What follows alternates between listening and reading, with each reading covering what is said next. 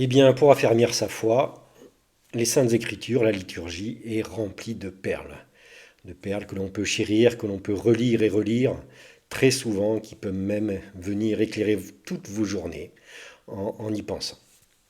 Alors, une première perle que j'ai choisie, je vais la résumer comme cela. Dieu ne nous aime pas tous. Bon, là, j'ai fait un petit peu durer le suspense, évidemment. Vous vous dites, mais qu'est-ce qu'il dit? Il a pété un câble. Non, non. Dieu ne nous aime pas tous. Il aime chacun de nous. Voilà. Dieu, évidemment, est hyper puissant. Il est infini. Il ne vit pas dans le temps. Il est hors du temps. Donc, il a le temps. Il a même une infinité de temps pour nous aimer chacun, pour nous connaître chacun. Alors j'ai pris une citation pour illustrer cette chose, cette perle qui peut nous éclairer, du livre de la sagesse, pardon, dans le chapitre 16. Tu donnais à ton peuple une nourriture d'ange.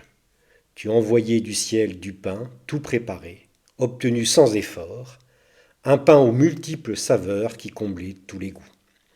Voilà, alors ça c'est une référence dans ce livre de la sagesse à la manne qui a été envoyée, comme vous le savez, dans le désert à Moïse et son peuple qui mouraient de faim.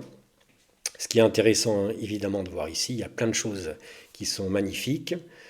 Déjà, c'est cette notion de nourriture d'ange, donc d'être choyé, d'être aimé de Dieu comme un ange, de recevoir quelque chose gratuitement, sans avoir quelque chose qu'on a fait en retour, sans quelque chose qu'on mérite, obtenu sans effort, et un pain qui comblait tous les goûts.